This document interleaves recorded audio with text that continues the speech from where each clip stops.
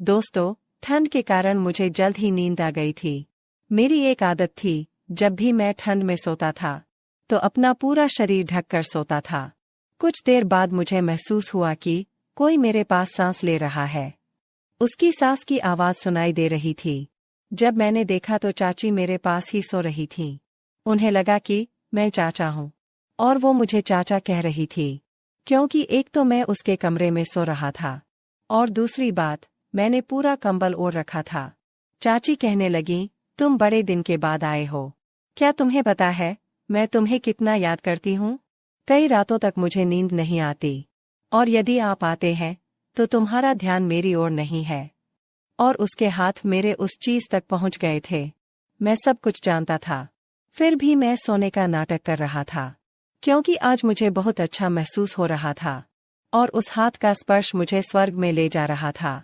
लेकिन आधे घंटे बाद चाचा घर आए। हेलो दोस्तों, मैं अपने चाचा चाची के साथ रह रहा था।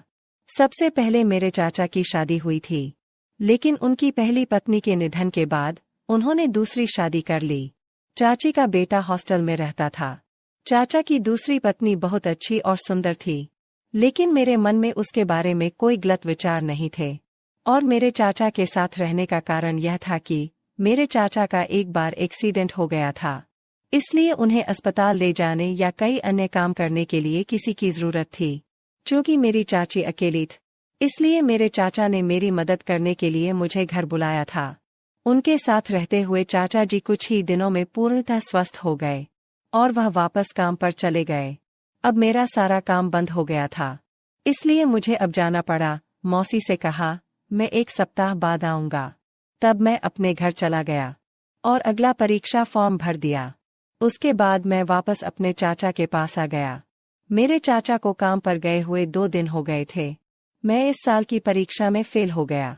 मुझे बहुत दुख हो रहा था, इसलिए मैंने पढ़ना शुरू किया और लाइब्रेरी में जाकर पढ़ना शुरू किया।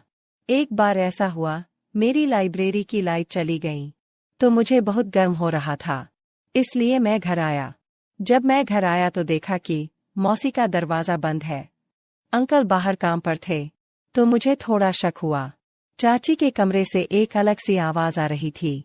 उत्साह से मैंने खिड़की से अंदर देखा और सामने का दृश्य देखकर कांप उठा, क्योंकि चाची मोबाइल में कुछ देखकर, चाची ने अपने हाथ काम पर लगाए हुए थे और मोबाइल फोन की तरफ घूर घूर कर कुछ तो देख रही थी। उसके चेहरे पर इसकी भूख झलक रही थी। कुछ देर देखने के बाद मैं बेचैन हो गया। मैंने जो देखा उससे मैं भयभीत हो गया। फिर मैं किचन में गया और जोर से बर्तन गिराए, तो चाची उठकर रसोई में आ गई। उसने मेरी तरफ देखा और बोली, तुम कब आए? तुम शाम को आते हो ना? मैंने कहा, चाची, लाइब्रेरी की लाइन चली गई है, तो मैं आ गया। उस दिन के बाद मेरा चाची के प्रति नजरिया बदल गया था। अब मैं हमेशा उसे उसी नजर से देखने लगा, और कभी कभी जब मैं देख रहा होता था तो वह भी मुझे नोटिस कर लेती थी। पहले मैं चाची से ज्यादा बात नहीं करता था, लेकिन समय के साथ हम अच्छे दोस्त बन गए। हम एक दूसरे से बातें करने लगे। मुझे मजा आने लगा। इस परिवर्तन से चाची भी आश्चर्यचकित थी, क्योंकि हमारा रिश्ता पहले इतना अच्छा नहीं था। उस दिन मैं लाइब्रेरी में था, तभी मेरे चाचा का फोन आया। चाचा बोले, मेरी बैंक में 2 दिन की छुट्टी है, तो तुम मेरा बैग और सारा सामान लेने आ जाओ। मैं बैंक का काम होने के बाद घर आता हूँ। चाचा बहुत सारा सामान था। मैं इसे एक ऑटो रिक्शा में घर ले गया। जब मैं घर आया तो मुझे कोई नहीं दिखा और दरवाजा बाहर से बंद कर दिया गया था। मैंने सामान रखा और अंकल का बैग अंकल के कमरे में रखने चला गया। चाची शांति से सो रही थी। चूंकि उस समय ठंड बहुत थी, इसलिए मैंने एक चादर खींच ली और उनके पास सो गया। ठंड के कारण मुझे जल्द ही नींद आ गई, और मुझे कब नींद आ गई पता ही नहीं चला। मेरी आदत थी, जब भी मैं ठंड में सोता था तो अपना पूरा शरीर ढककर सोता था। कुछ देर बाद मुझे महसूस हुआ कि कोई मेरे पास सांस ले रहा है। उसकी आवाज धीमी आवाज में सुनाई दे रही थी। जब मैं उठा तो चाची मेरे पास ही सो रही थीं। उन्हें लगा कि मैं चाचा हूँ, और वो मुझे अंकल कह रही थी, क्योंकि एक तो मैं उसके कमरे में सो रहा था और दूसरी बात, मैंने पूरा कंबल ओढ़ रखा था। चाची कहने लगी, तुम बड़े दिन के बाद आए हो। क्या तुम्हें पता है मैं तुम्हें कितना याद करती हूँ। कई रातों तक मुझे नींद नहीं आती।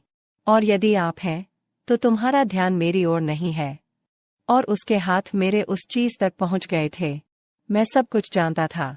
फिर भी मैं सोने का नाटक कर रहा था, क्योंकि आज मुझे बहुत अच्छा महसूस हो रहा था और उस हाथ का स्पर्श मुझे स्वर्ग में ले जा रहा था। लेकिन आधे घंटे बाद चाचा घर आए और वे काकी से बातें करने लगे। चाचा मुझसे पूछ रहे थे तो चाची ने कहा वो अपने कमरे में सो रहा है। ये सुनकर मेरी नींद खुल गई। बाद में उस रात हमने खाना खाया और मैं बैठकर टीवी देख रहा था। अंकल अपने कमरे में सोने चले गए और चाची रसोई में व्यस्त थी।